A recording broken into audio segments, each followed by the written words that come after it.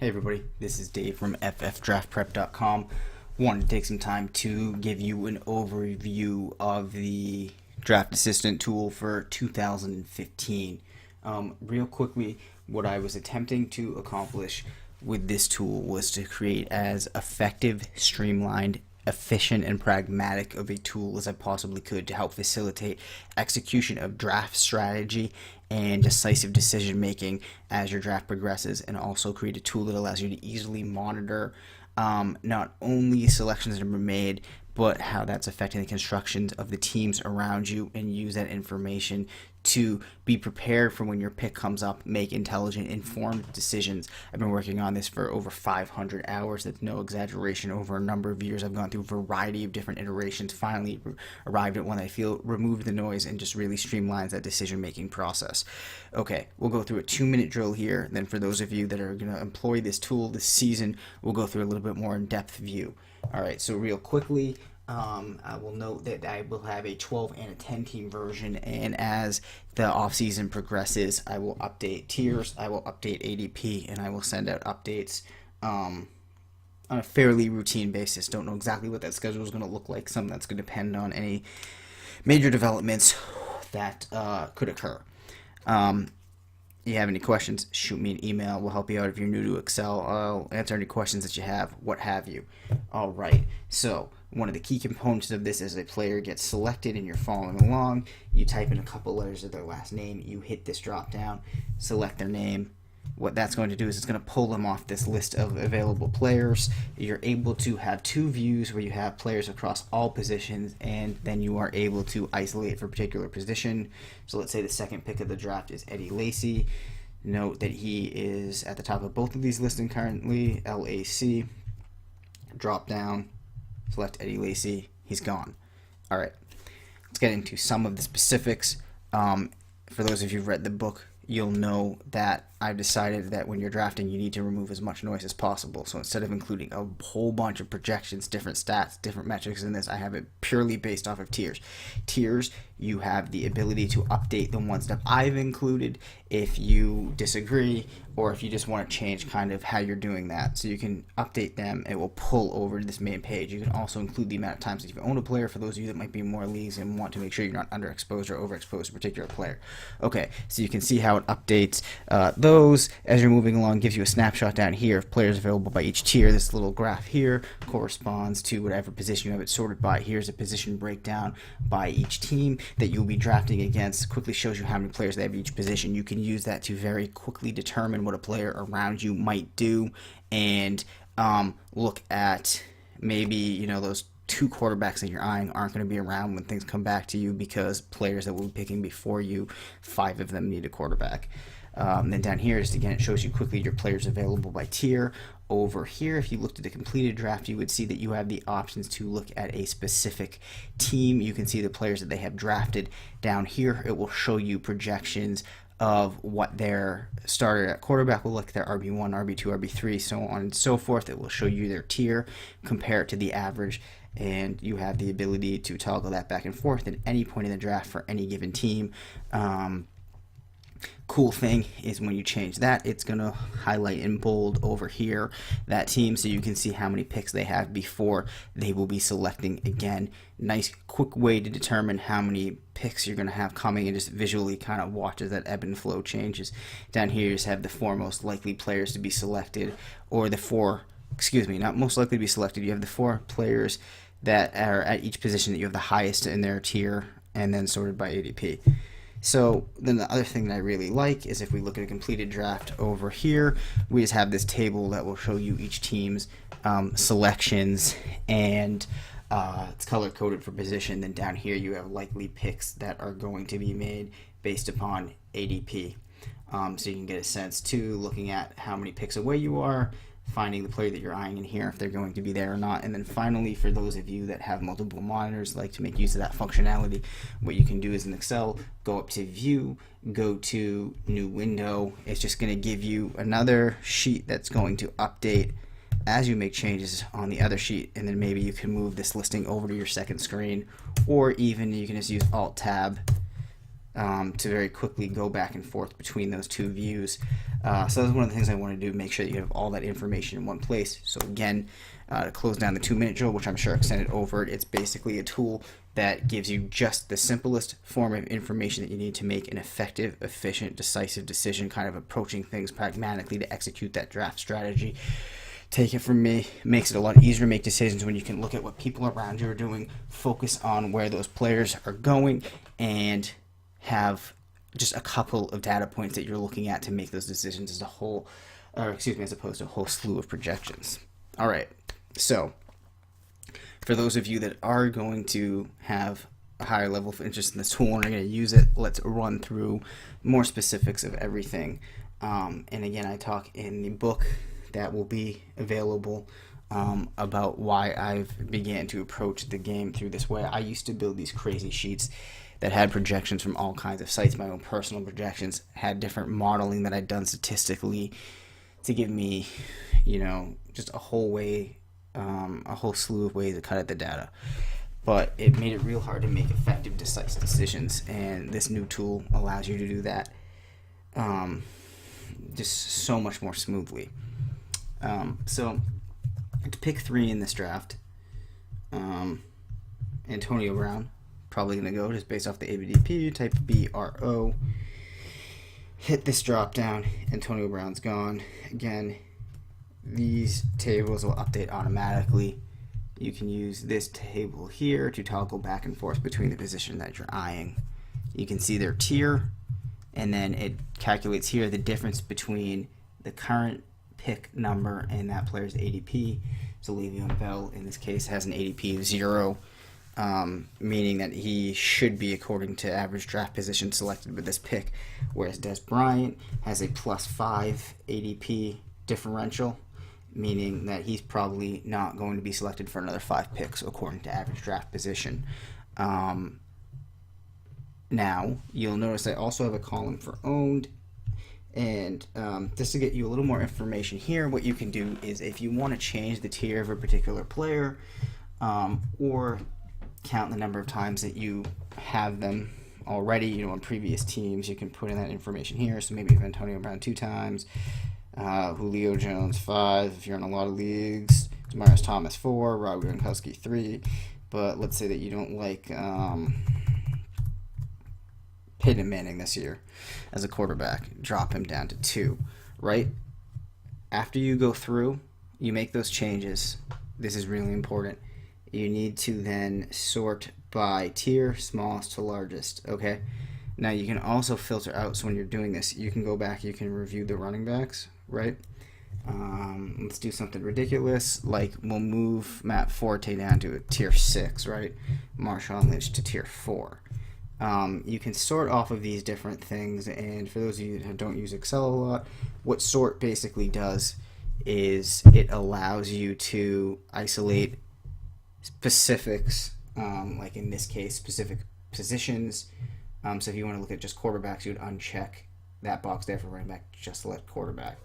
Go into here, then you can change their tiers.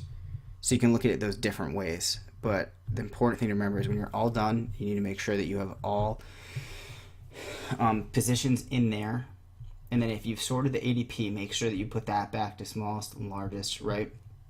And then go to tier and sort smallest to largest again. And the reason that that is important is that it is going to drive how the information gets displayed in these 2 columns here. Okay, so now that we've done that, if you look over here and we come down to Julio Jones, you can see it now indicates that he's been owned 5 times, Demaryius Thomas 4.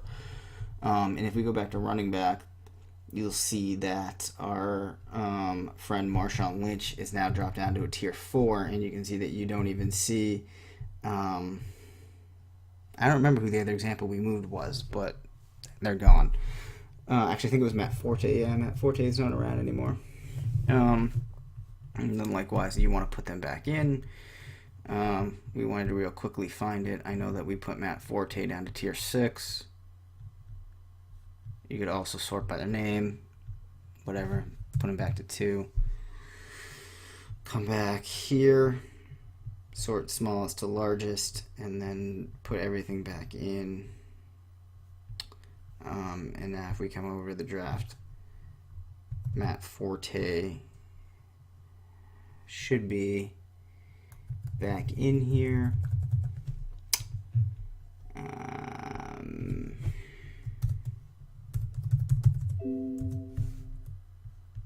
Running backs.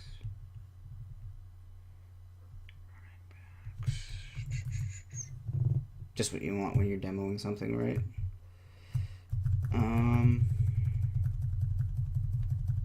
Matt Forte. Oh, tier 2, right. Okay, sorry. We gotta sort this smallest to largest now.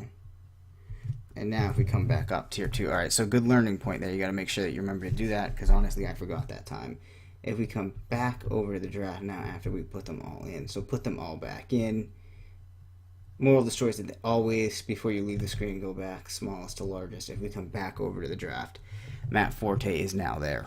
Alright, so down here, we have these bar graphs that are showing you in each tier, like here, tier 1, 2, 3, 4, 5, visually how many players you have at each position within those tiers. Pie chart over here will update based upon whatever you have selected for the position. As I alluded to before, I like to use this table here when I'm picking, especially if I'm picking somewhere around the turn. So let's say I have the 3rd pick, and let's say we're a couple rounds into the draft, and there's a couple running backs that I'm eyeing, and I know that team 1 and team 2 will each have 2 picks before it gets back to me. I can look at who they have, not even who they have, really just like the quantity that they have at each position, and see if they have needs for running backs. And then I might know if I'll use my pick, my first pick on the running back, or if it looks like they might still be around, I might go to somebody that I think has less of a chance of being around when the pick comes back to me. And again, over here, I think we already talked about this, but this, you are able to toggle back and forth between the different teams. It will update, and you can get a sense of that particular team, how they're doing compared to the average team, based upon the tier that their players in at each position. The upcoming picks gives you a quick way to identify how many picks there will be between your opportunity to select. And again, when you toggle this up here, it populates not only this information, but it will also highlight over here. So you can see, like in this case, team 19 is not picking for another 19, or excuse me, team 3 is not picking for another 19 picks. Down here, you have top 4 players at each position based upon your tiers, and then sorted by ADP, likely picks. That's self-explanatory, we talked about. This right here will populate as the draft goes along, so let's just pretend, pretend that this pick is going to be, I wouldn't recommend it, but Adrian Peterson. You'll see that he will pull in over here. There you go. So I think we've basically covered the whole gamut of it, from the perspective of actually going through the draft. Now, the other cool thing that I've included is some graphs that I would recommend you only look at these when the draft's done, and there's a couple limitations to them. So these are just kind of more for fun, but you can look, like whatever team you have selected over here, you're going to see some graphs on that team, and you're going to see the tier of the players that you've selected, averaged for each positional group versus the average. And I've flipped it here so that the graphs will work more visually. So the higher, the better was obviously the way that I was doing the tiers on the other sheet within this file. Tier 1 was better than a tier 4. But I just flipped that for visual purposes.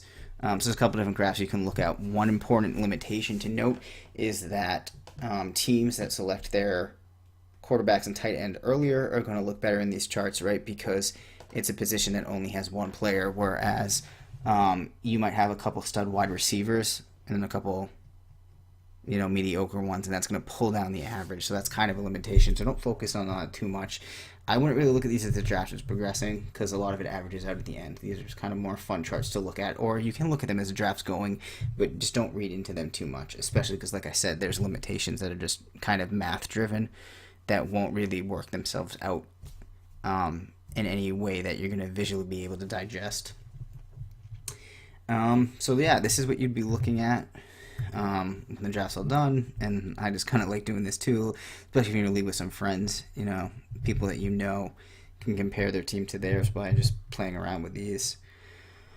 And that, I think, really covers it. So if you have any questions, just let me know. Again, I think it is a really pragmatic approach to making streamlined and effective decisions as your draft progresses. You might be a little intimidated about following along with your draft by entering the information here. Generally, I find the first couple of picks go pretty much rapid fire. But as you move into later rounds, you definitely have the time to follow along and keep your available players accurate. Couple other things too. There's some fail safes in there too. Like if you put in a player twice, it's going to alert you to that Lacey's gone. If you put him in twice, made a mistake. And then also over here, which pick is coming up. So if pick 6 coming up, you just toggle back to whatever draft software you're using, and you can make sure that the pick that's upcoming there is pick 6. So it's not as intimidating as it might look. And again, it's really easy. You just put in a couple of things. BRE, Drew Brees. So if you have any questions, please just let me know. Again, I'll be sending out updates as the summer progresses. Any bugs, any glitches that you find, please let me know. We'll work those out, send an updated file out. I'm sure there's a couple other things that I might have missed, but hope that you're interested in this. Hope it really helps you out. Can't guarantee it's going to help you win your league, but it will streamline your preparation and make your decisions decisive and effective, and really optimize execution of your strategy and your monitoring of the draft as it progresses. So thanks for checking this out. Hope you like it.